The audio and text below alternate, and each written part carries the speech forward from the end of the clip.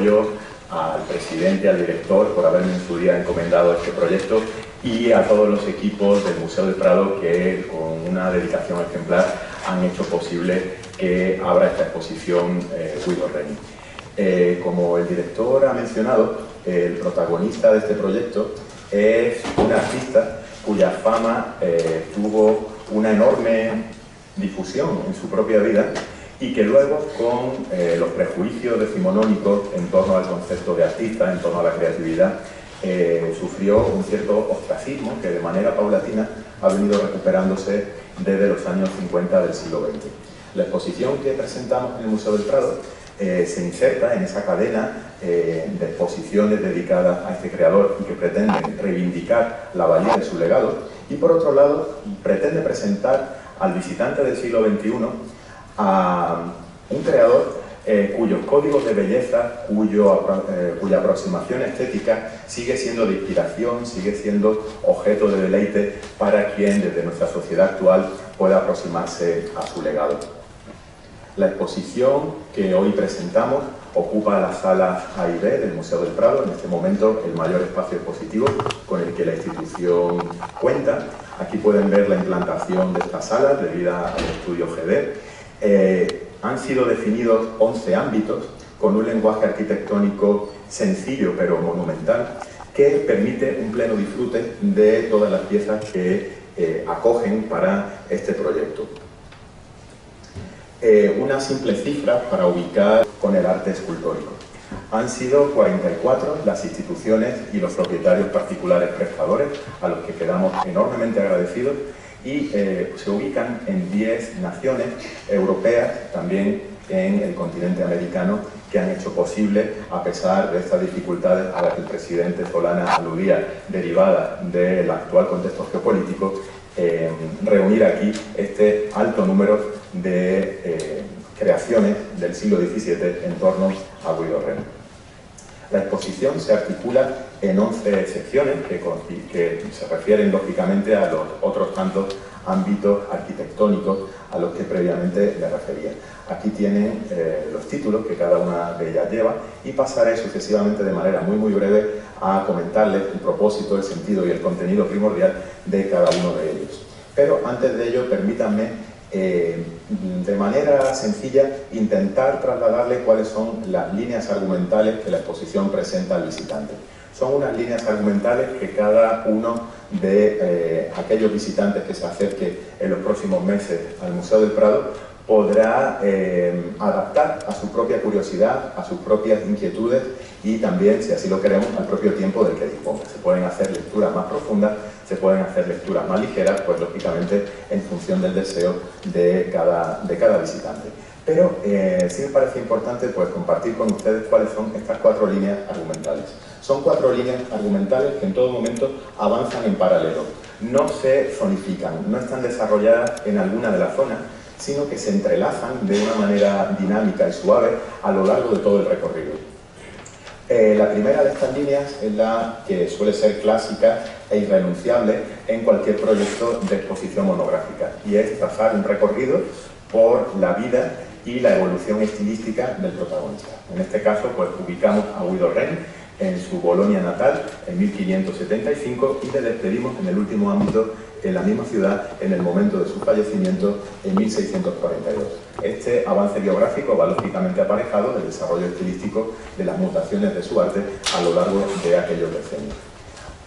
Una propuesta en la que hemos querido incidir mucho y en la que podemos tal vez encontrar algunos de los rasgos más novedosos dentro de este proyecto sería la agrupación de una serie de obras siguiendo criterios temáticos en las que hemos querido subrayar la importancia que la observación, el estudio y la representación del cuerpo humano tuvo en el arte de Guido Reni. El cuerpo como medio de expresión de la belleza física, pero también como medio para alcanzar una lectura superior de índole espiritual, moral o ética a través de los personajes y de las narraciones representadas. Estos conjuntos en torno al cuerpo sí que pueden encontrarse puntualmente en alguna de las salas del recorrido expositivo. Como les decía, otra de estas líneas argumentales primordiales ha sido el diálogo con la escultura. Es bien sabido cómo todos los artistas del Renacimiento y del Barroco en algún momento se enfrentaban al estudio de las esculturas como medio para afianzar su propia capacidad creativa. Guido Reni no fue una excepción. Aquello que, por el contrario, sí resulta más curioso y casi insólito es que las creaciones pictóricas de Reni a una generación más joven le sirvieron como punto de partida para crear esculturas. Y ahí pues veremos el diálogo entre Reni y Alessandro Algardi como primordial. Y un punto que, como el director Falomir mencionaba, el Museo del Prado no solo puede, sino que debe contar, sería la relativa al cuarto y último de estos elementos argumentales, la relación que este artista tuvo con España. Fue una relación que ya se desarrolló en su propia vida. Reni tuvo como clientes a distintos potentados españoles, a la propia corona, y su obra, una vez recibida en la península ibérica y de forma muy fundamental en las colecciones de Madrid, fue objeto de inspiración para creadores tan fundamentales como Murillo, Zurbarán o el propio Velázquez. La primera de estas secciones se titula Yo Guido Reni, Bolonia. Nos presenta al artista a través de su autorretrato y nos presenta una pintura en clave alegórica, el hermanamiento del dibujo y del color, que sintetizan lo que fue su posición ante la creación pictórica, ese equilibrio entre el dibujo y el color, pero con un cierto predominio del dibujo como controlador, podemos decir, de la totalidad. Aquí ven a este chico que simboliza el dibujo, pasando amorosamente el brazo sobre la figura femenina, que sería la alegoría del color. El segundo ámbito se titula El camino hacia la perfección. Se consideró en la literatura artística del siglo XVII que Guido Reni no solo se había acercado a la idea de lo perfecto, sino que en algunos momentos la había incluso trascendido. Y de ahí el título que proponemos. Esta sección segunda indaga en cuáles fueron los maestros de Guido Reni y cómo fue su primera producción artística como pintor. En este sentido, pues algunas obras de autores que influyeron decisivamente en su carrera, como Denis Calváez, que fue su primer maestro, o Aníbal Carracci, miembro de la famosa Academia de los Encaminados de la familia Carracci, de la que él se forma, están representados pues, para dar una idea del contexto artístico del que parte este creador. La tercera de las salas de la exposición se titula En Roma entre Rafael y Caravaggio y alude a lo que fue una experiencia fundamental en la vida de Reni, así como lo fue también en la de otros muchos artistas de la era moderna. El viajar a Roma, el conocer las novedades artísticas que la gran urbe, la capital pontificia, ofrecía. Y él allí acude buscando la excelencia de los grandes maestros del Renacimiento y muy especialmente el magisterio de Rafael de Urbino. Pero se encuentra de una forma casual, casi fortuita, con otro creador extraordinario, con Caravaggio. Un creador que le impactará, le fascinará, le ofrecerá algunas pautas de reflexión para su propio arte y con la que, según algunos de los relatos de la biografía de Reni, entablará también una cierta rivalidad que en algunos momentos pudo llegar hasta la enemistad. De ahí y de otras circunstancias que ahora no cabe recordar por lo necesariamente reducido de este acto, llegará a recibir el apelativo del anti-Caravaggio. Pero al final, con todos esos elementos de tradición, de modernidad y con su propia indagación personal, Guido Reni forjará un estilo distintivo, un estilo propio, que podemos ya apreciar en el extraordinario lienzo de altar con la matanza de los inocentes, que aquí ven, un préstamo muy generoso que hemos recibido de la Pinacoteca de Bolonia, siendo este cuadro realmente casi el icono de la propia ciudad de Bolonia. El cuarto ámbito se titula La belleza del cuerpo divino. Aquí asistimos a esta primera de las grandes agrupaciones temáticas a las que me refería. Las pinturas que en esta sala se exponen aluden al relato evangélico de la vida de Jesús, desde su infancia hasta su pasión.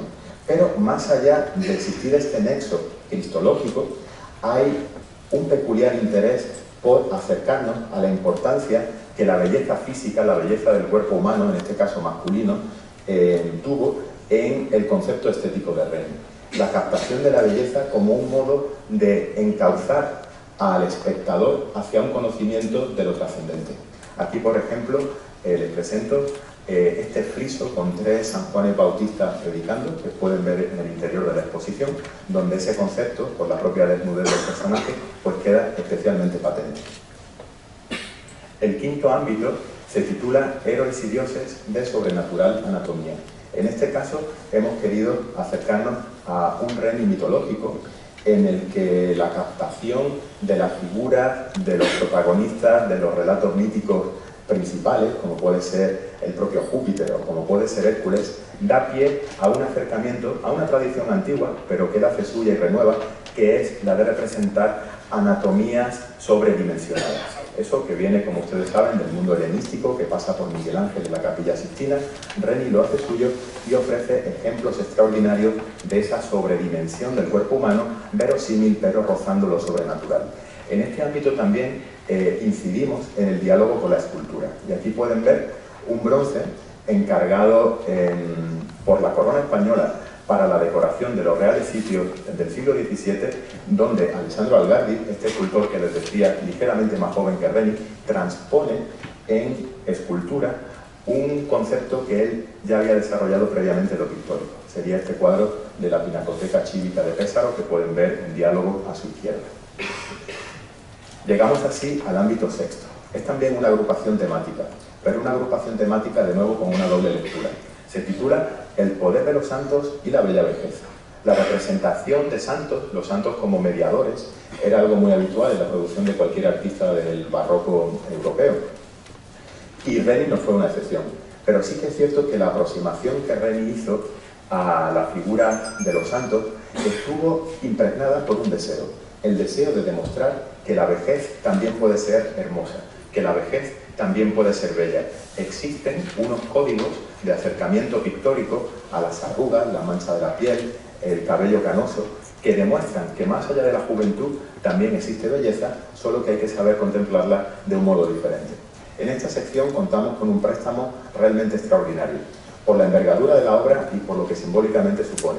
Se trata del enorme lienzo del Triunfo de Job, habitualmente expuesto en la Catedral de Notre Dame de París, y que con enorme generosidad el Ministerio de Cultura de Francia, al que agradecemos este gesto de confianza en nosotros y en nuestro proyecto, ha cedido para su exposición temporal justo después de su restauración. La pintura se salvó del terrible incendio de Notre Dame, ha sido restaurada en los talleres de la región Île-de-France y por primera vez, como les digo, puede verse en el Museo del Prado, tras esta intervención restauradora en todo su esplendor y en esta sección sexta dedicada a la santidad. Aquí vemos al santo Job pues siendo agasajado con múltiples presentes con motivo de su rectitud pese a los múltiples obstáculos que, como saben, en la historia bíblica el propio Dios quiere ponerle como prueba.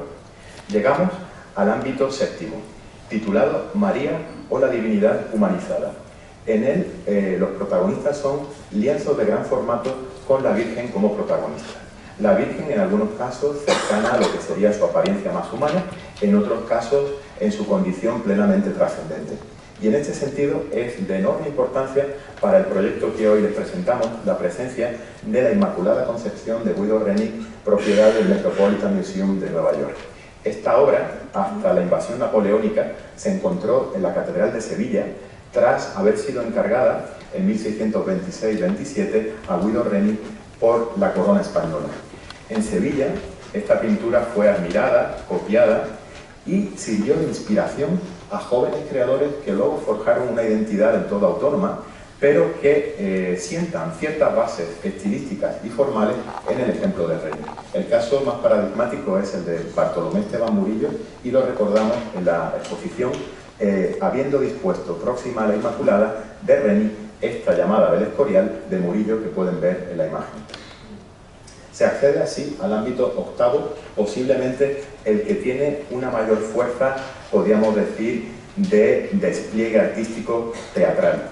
Es aquella en la que el presidente Solana ubicaba nuestro Hipómenes y Atalanta. Un Hipómenes y Atalanta que, como también el director ha mencionado, ha sido objeto de apreciaciones cambiantes a lo largo de la historia y dentro del debate específico sobre el arte de Guido Reni siempre ha estado abierta la cuestión de si otra versión que existe de esta pintura, propiedad de Capodimonte en Nápoles, es anterior, posterior, es mejor, es peor.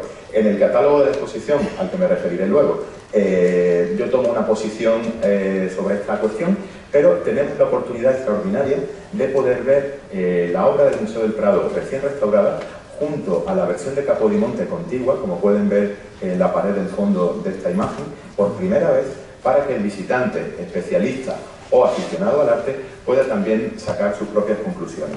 hemos querido disponer al centro de la sala dos esculturas de la colección clásica del Museo del Prado, una Afrodita agachada y un Hipnos, el dios del sueño, para crear un diálogo visual con las figuras de Atalanta y Hipómenes y poder así subrayar la importancia que el legado clásico y el estudio de la antigüedad tuvo también para Guido Reni. Aquí pueden ver las dos versiones de Hipómenes y Atalanta a las que me refería. La nuestra a la izquierda, la de Capodimonte a la derecha. Será una oportunidad única para poder de primera mano examinar las pinturas y, quien así lo desee, sacar una conclusión sobre cuál de ellas, si es que alguna realmente marca tanto esa diferencia, merece la primacía. Ese mismo ámbito en el que cuelgan las dos versiones de Hipómenes y Atalanta presenta una obra de enorme importancia para el conocimiento del arte de Guido Reni y de su coleccionismo. Se trata de esta tela con Baco y Ariadna. Esta tela se realizó para una de las principales colecciones de la ciudad de Bolonia en el siglo XVII, la de la familia Zambeccari.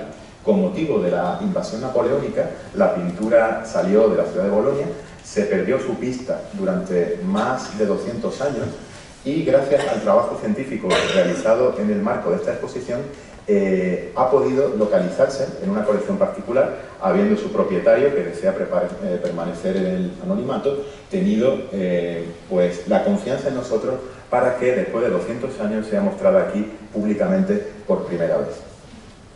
Me acerco ya al tramo final de la exposición y encontramos un ámbito íntimo a modo de gabinete que sería el noveno de los espacios, en el reino de Cupido, juego, amor y ternura. Hemos reunido en él una serie de obras pictóricas, escultóricas y gráficas que hablan de la representación de la infancia con la intención de referirse fundamentalmente al dios del amor, a Cupido, a los puti, a los amorcillos. Hay una serie de referencias y de deseos de diálogo cruzado entre las obras que se disponen en esta sala.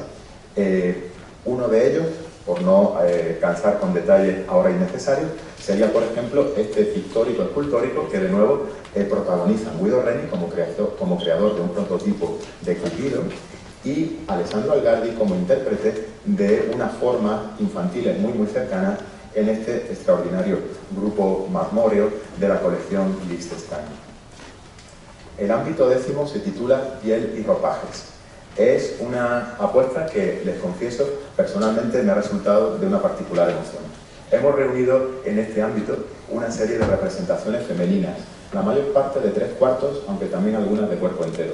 Estas representaciones femeninas aluden a diosas, a heroínas, a santas, a mujeres grandes de la historia y nos hablan de un modo muy peculiar de representación por parte de Reni, un modo en el que convive la sensualidad y la tragedia, en el que está presente la belleza del cuerpo, a menudo semidesnudo, como en esta Cleopatra, y también la suntuosidad del lujo, estos paños que envuelven a las protagonistas y que son también un elemento curioso de la economía urbana. Bolonia era un gran centro de producción sedera y estas sedas de Bolonia no tenían cenefa ni estampaciones, sino que eran lisas, en colores. Reni está de algún modo aludiendo y casi publicitando productos de su propia ciudad. Aquí tienen dos de las protagonistas de este ámbito. Y llegamos así al último, el ámbito 11º, titulado Dinero, Materia y Espíritu, los últimos años de Reni y el non finito. Como aludía el director Falomir, Reni tuvo la consideración de artista genial, mereció el apelativo de divino, pero también era un ser humano con sus limitaciones y con sus problemas, como todos lo somos. Y en ese caso, a lo largo de su vida, se fue incentivando un problema de ludopatía. Él perdió una cantidad importantísima de dinero jugando a las cartas y jugando a los dados. En algunos momentos, eso le angustiaba tanto que entraba en dinámicas de pintar muy rápido para poder tener un rédito también veloz de su actividad como pintor.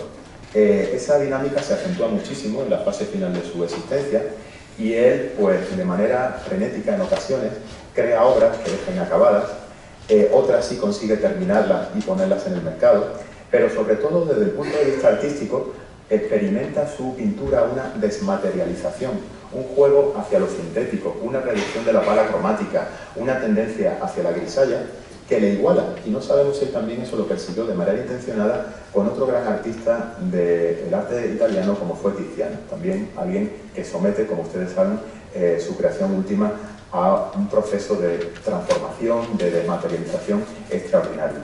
Él mereció el apelativo de divino y por eso hemos querido que la última obra que vea el visitante antes de salir del recorrido expositivo sea este alma cristiana o este alma bienaventurada tocando el paraíso.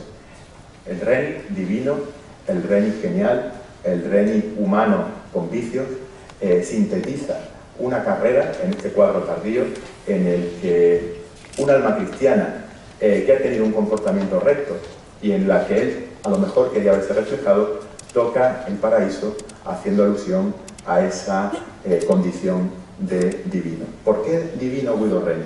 Pues bueno, ya también el director algo lo ha mencionado. Divino fundamentalmente por dos circunstancias. Porque era capaz de crear una belleza extraordinaria. Había en él algo de capacidad de creación divina. Y por otro lado, porque también esas pinturas transmitían o trasladaban a una dimensión superior.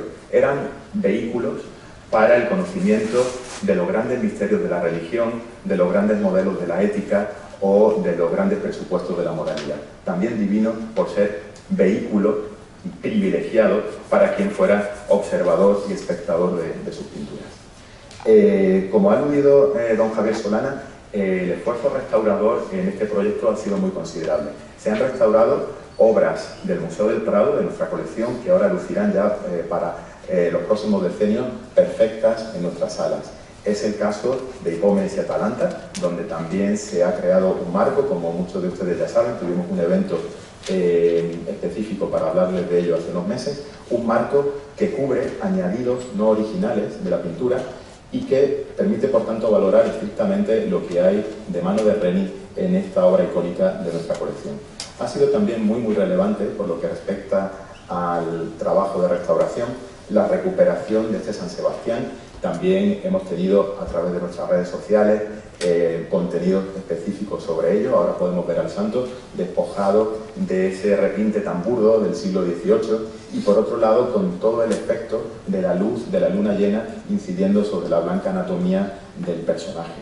Y también muy significativa, no deja de serlo aunque su tamaño sea más reducido, la de La chica de la rosa, en la que también con un nuevo marco se cubren todos los añadidos no originales y resulta posible pues centrarnos en la contemplación de aquello que es específico de Guido Reni. Al margen de estas restauraciones de obras de nuestra colección se han asumido otras de piezas que no pertenecen al museo, pero sí que están expuestas en este proyecto, podrán ustedes verlas, e instituciones prestadoras pues han acometido igualmente la restauración de algunas de sus obras antes de ser enviadas a Madrid, como era el caso que les comentaba de la pintura de Notre Dame con el triunfo de Job. Permítanme también hacer alusión al trabajo del catálogo, un trabajo extraordinario en el que los más eminentes autores que actualmente se dedican a investigar la figura de Guido Reni han contribuido con una enorme generosidad. Es un trabajo coral realmente encomiable, con una dedicación muy por encima de lo que en principio era esperable de estos colaboradores y se presenta en edición española y también en edición inglesa. Por lo que se refiere a la edición en español, es muy a destacar que apenas existe en nuestra lengua bibliografía puesta al día, seria, rigurosa sobre Guido Reni, y a partir de ahora, aunque no es una obra exhaustiva porque no lo pretende ni tampoco puede serlo, se cuenta con este catálogo como elemento referencial para adentrarse en el conocimiento de este autor y también de su propio tiempo. Y sin más, pues agradecerle su asistencia esta mañana y quedamos a su disposición para todo aquello que quieran plantear. Muchas gracias. En algo que nos ocupa a los museos desde hace ya varios años, que seguramente es un debate muy necesario, pero en el que muy a menudo se incurre en un error de partida, y es aplicar categorías éticas y morales del siglo XXI a una sociedad pretérita. Entonces, si pretendemos hacer esa lectura, tendríamos que partir de un contexto en el que la que hable sea la verdad histórica, sean las fuentes, sean los relatos y sean los testimonios.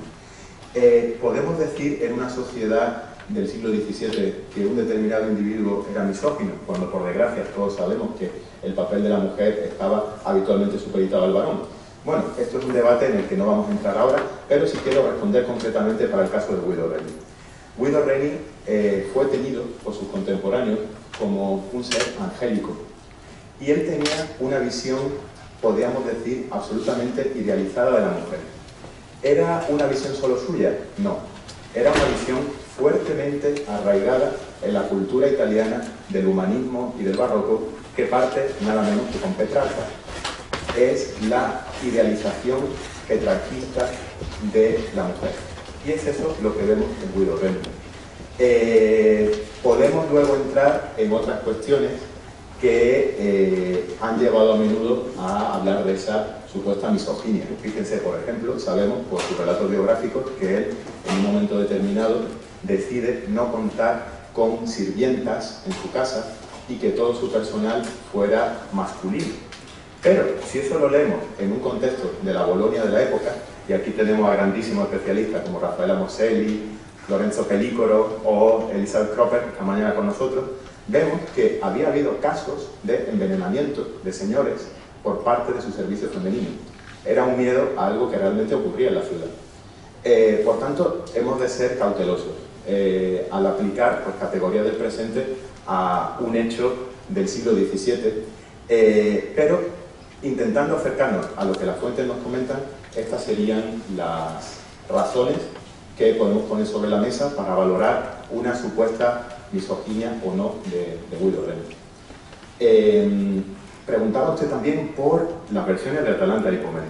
Fíjense, parece apasionamiento de quien sirve a esta institución, como es mi caso, pero no es apasionamiento de servidor público, sino pues deducción de modesto estudioso. Hay detalles en la elaboración de los pies, en la finura de los rostros, para apreciar que la versión del Museo del Prado de Hipómenes y Atalanta cuenta con una entidad ligeramente superior a su hermana de Capodimonte. Pero en cualquier caso, mi opinión no es en absoluto definitiva y tampoco es la más relevante, aunque en este caso he intentado hacerlo por lo mejor que estaba en mi mano, sino que será precisamente la exposición y el circular por ella de los grandes especialistas internacionales lo que podrá seguramente dar una respuesta definitiva a este asunto. Y aprovecho también, aunque lo tienen en la web del museo, para comentar que para valorar toda esta dimensión científica de Reni, más allá de lo que el catálogo ha aportado, los días 15 y 16 de junio tendremos un importantísimo congreso internacional en el Museo del Prado sobre Guido Reni, que con enorme emoción dedicamos a la memoria del profesor Charles Dempsey. Y tenía usted una cuarta pregunta, por favor, dígame si está amable, ¿cuál era? Le preguntaba por el taller, ¿no? Por esa sí. necesidad de multicopiar sus obras y al hilo de la respuesta quería saber si la ludopatía es una apreciación moral de nuestro siglo o del siglo XVII, teniendo en cuenta que por datos bibliográficos sabemos que Guido Reni, y no sé si esto es habitual, era el mayor o uno de los mayores coleccionistas de manuales de brujería y tenía miedo a tocar a las mujeres. Solamente su madre podía entrar en el taller. Gracias. Sí, eso que usted comenta es un hecho contrastado en parte por las fuentes, otra parte ya es una interpretación más libre, pero sí. Y en cuanto se refiere al taller, era una estructura orientada a hacer dinero, lógicamente, y a ofrecer productos de distinto rango de calidad, en función del dinero que el potencial cliente tuviera a su disposición. La exposición habla de taller, pero lo hace partiendo de que el objetivo del Museo del Prado es procurar al visitante una experiencia estética y artística del mayor nivel posible.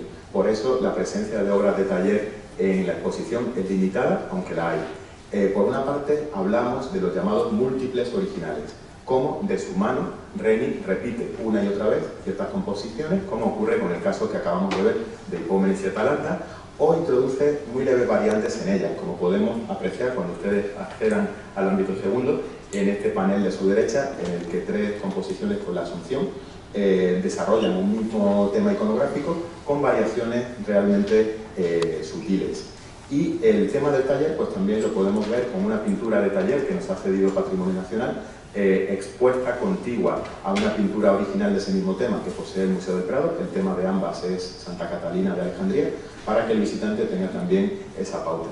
Y bueno, como usted bien dice, sí que había en el siglo XVII una idea pecaminosa de la ludopatía. En eso sí, pues compartimos plenamente ese punto de vista. Ya en el siglo XVII había una visión de la ludopatía como un vicio.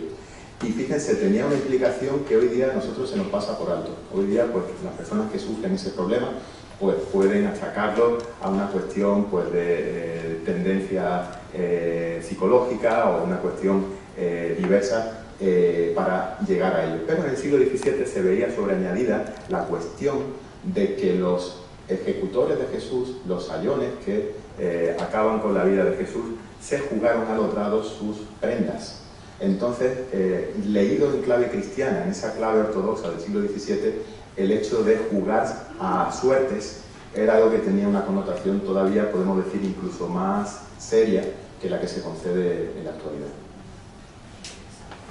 Que nos narraría esta influencia de una forma más perfecta no estaba disponible para un préstamo porque es el que se encuentra en el oratorio de San Felipe Neri, en la ciudad de Cádiz, el lugar de reunión de los constituyentes de la Pepa, como ustedes sabrán, encastada a enorme altura y en un marco que hacía muy difícil, prácticamente imposible su préstamo. Entonces, no estando el ejemplar disponible que mejor hubiera narrado esa vinculación, era perfectamente válido a los efectos que deseábamos la Inmaculada del Escorial, que pertenece a la propia colección del Museo del Prado. Y fíjense, curioseando en redes sociales, en esta última semana, vi que alguien había lanzado la apuesta de si ganaba Murillo o ganaba Reni, precisamente en esta comparativa. Claro, dirigiéndose a usuarios españoles, parecía que iba ganando Murillo, pero me dicen los colegas italianos que si lo lanzamos en Italia están seguros de que la respuesta va a ser muy diferente. El Museo del Prado ha preparado un ciclo de conferencias paralelo a la exposición. Yo soy uno de los que intervienen en este ciclo y tienen ustedes breves resúmenes en la web del museo de cada uno de los contenidos, pero con mucho gusto les respondo lo que usted plantea. En esa conferencia lo que voy a intentar va a ser dar a conocer para un público que no es en ese caso necesariamente especialista, sino de personas amantes del arte con un perfil variado, cómo Guido Reni trabaja para clientes españoles en su propia vida, cómo su obra llega de manera bastante temprana al territorio de la península ibérica y cómo aquí es apreciado, es tomado como referente para nuevas creaciones, para esta influencia que, por ejemplo, comentaban en Murillo o en Zurbarán o incluso en Velázquez, en determinadas creaciones suyas, como puede ser nuestro Cristo crucificado del Museo del Prado. Y también me ocuparé de algo de lo que he venido ya trabajando en mis últimos años de actividad profesional, incluso antes de la llegada al Museo del Prado, que es del copiado, de los procesos de copiado. Cómo determinadas obras de Guido Reni se copian masivamente en el contexto español y cómo eso pues acaba forjando un conocimiento de este artista y una valoración positiva de su trabajo, ¿no? Cómo las copias cubren también ese importante papel de transmisores y de creadores del gusto.